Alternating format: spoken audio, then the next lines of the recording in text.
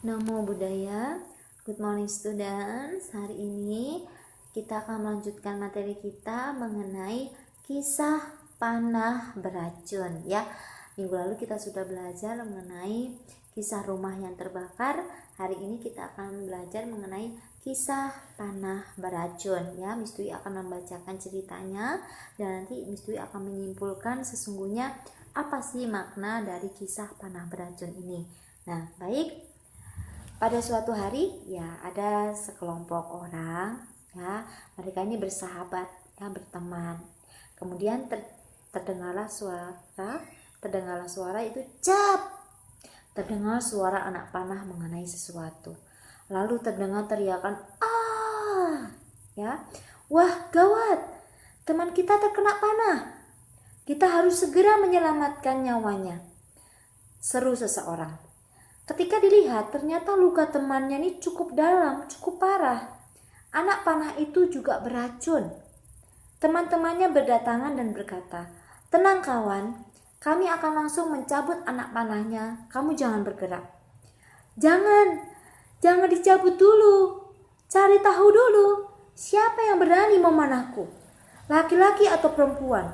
Muda atau tua? Apa sukunya? Tapi sebaiknya panah ini dicabut dulu.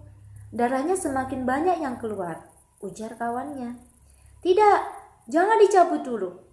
Aku harus tahu dulu, anak panahnya terbuat dari apa? Kayu atau besi? Panjang atau pendek? Aku juga harus tahu siapa yang memanahku. Apa alasannya dia memanahku?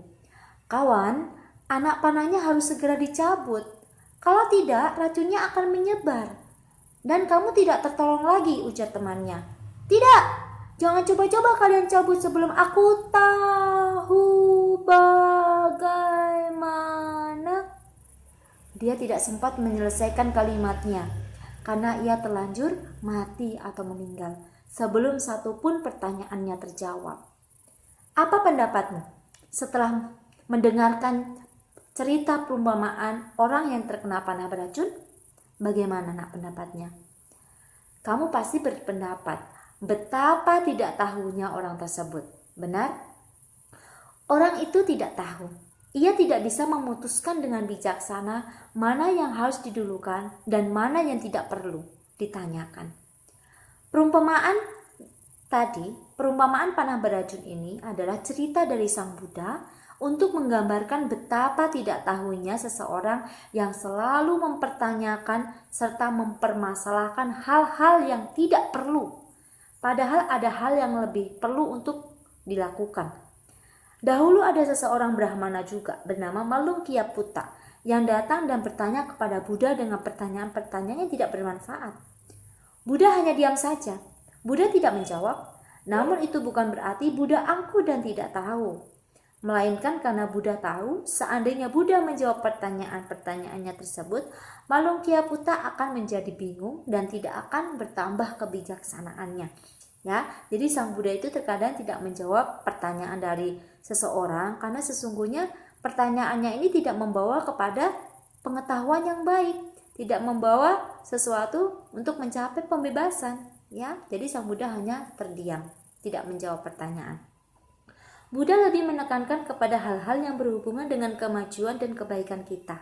Jika pertanyaan yang diajukan itu memang bermanfaat untuk kemajuan dan membawa perkembangan batin bagi seseorang, maka Buddha akan menjelaskan dengan panjang lebar walau tanpa diminta sekalipun. Buddha mengajarkan kepada kita semua bahwa ajaran Buddha adalah untuk dijalani, bukan untuk ditanyakan, bukan untuk diperdebatkan saja.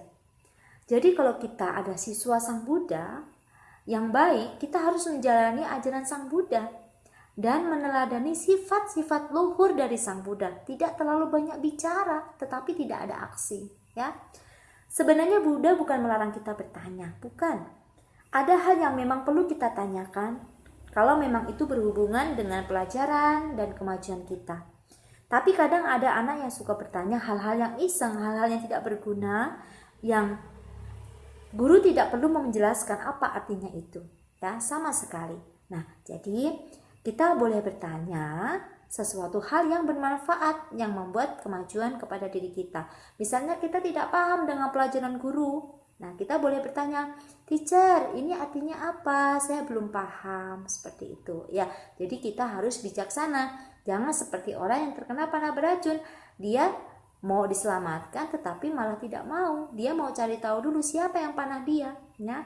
Jadi harusnya panahnya tadi dicabut dulu supaya dapat selamat, tetapi akhirnya orang tersebut tidak terselamatkan karena banyak bicara. Ya, coba tidak banyak bicara, pasti orang itu selamat. Ya, dan seperti Malungkia Putaput juga, jangan kita seperti dia yang sukanya bertanya tetapi tidak membawa kemajuan. Kita harus bertanya yang bermanfaat sehingga kita bisa maju dan kita bisa menjadi orang yang bijaksana. Oke, ini saja dari Miss Dwi. Semoga materi kita ini bermanfaat. Sabi sata bawa untuk kita tas. Semoga semua makhluk hidup berbahagia. Sadu, sadu, sadu. Namo Buddhaya.